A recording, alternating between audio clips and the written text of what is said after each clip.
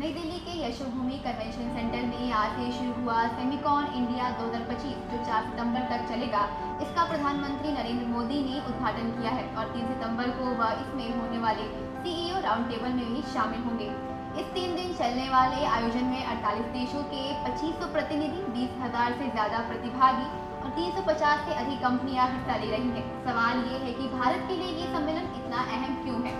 Semicon India की शुरुआत 2022 में बेंगलुरु से हुई थी। 2023 में ये गांधीनगर पहुंचा और 2024 में ग्रेटर नोएडा और अब 2025 में दिल्ली। हर साल इसका पैमाना बड़ा हो रहा है। इस बार 150 से ज्यादा वक्ता और 50 वैश्विक उद्योग नेता इसमें शामिल है। इस बार मुख्य फोकस है semiconductor fab, advance packaging, smart manufacturing, artificial intelligence और रिसर्च एंड डेवलपमेंट। उद्घाटन के दौरान प्रधानमंत्री मोदी ने कहा कि वैश्विक अनिश्चितताओं के बीच अप्रैल से जून तक भारतीय अर्थव्यवस्था ने 7.1% की वृद्धि दर्ज की, जो उम्मीदों से कहीं बेहतर है। उन्होंने कहा, पहले तेल को काला सोना कहा जाता था, लेकिन अब चिप्स यानी सेमीकंडक्टर हीरे की तरह महत्वपूर्ण है। अब सवाल है कि आखिर सेमिकॉन होता क्या है।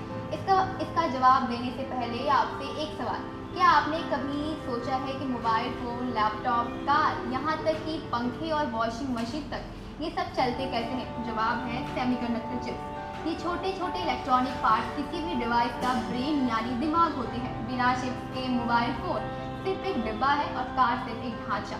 भारत अब तक चिप्स आयात करता रहा है।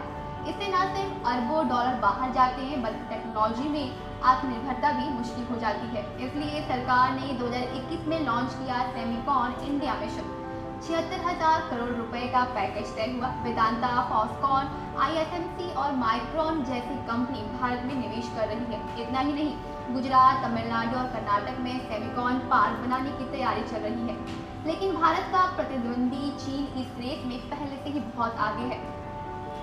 वहाँ विशाल सेमीकंडक्टर हब्स है और अमेरिका व यूरोप तक उसकी सप्लाई उस पर निर्भर है। आपको बता दें कि हाल ही में चीन के पेकिंग यूनिवर्सिटी और सिटी यूनिवर्सिटी ऑफ हांगकांग के वैज्ञानिकों ने एक बेहद खास और दुनिया की पहली 6G चिप बनाई है।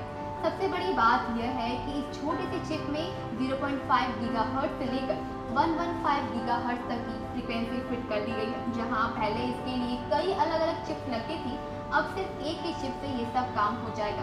आपको जानकर हैरानी होगी कि इस चिप का साइज सिर्फ नाखून जितना है, यानी बेहद छोटा लेकिन बेहद ताकतवर। ये चिप अलग अलग फ्रीक्वेंसी पर आसानी से स्विच कर सकती है और इसे 6G नेटवर्क के लिए परफेक्ट बनाती है। वैज्ञानिकों का दावा है कि इस चिप के आने से भीड़भाड़ वाली जगह जैसे कंसर्ट, स्पोर्ट्स इवेंट या बड़े कार्यक्रमों में भी सुपरफास्ट इंटरनेट चलना आसान हो जाएगा। ऐसे में भारत के लिए बहुत बड़ी चुनौती साबित हो सकती है। हालांकि भारत के पास सस्ता और स्किल्ड लेबर है, सरकार की पॉलिसी सपोर्ट है और ग्लोबल कंपनियों की रुचि भी, लेकिन चुनौती भी बड़ी है। इंफ्रास्ट्रक्चर, हाईटेक रिसर्च और स्किल्स को और मजबूत करना होगा।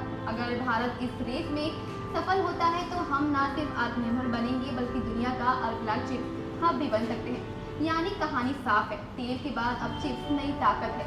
भारत ने अपनी दिशा तय कर ली है। चाइना को टक्कर देना आसान नहीं है, लेकिन अगर भारत इस मिशन में सफल हुआ तो ये हमारी टेक्नोलॉजी, अर्थव्यवस्था और रणनीतिक ताकत तीनों को नई ऊंचाई देगा। ऐसी ही खबरों के लिए बने रहिए जनरल कैफे के साथ। मैं हूं मोनिशा राय।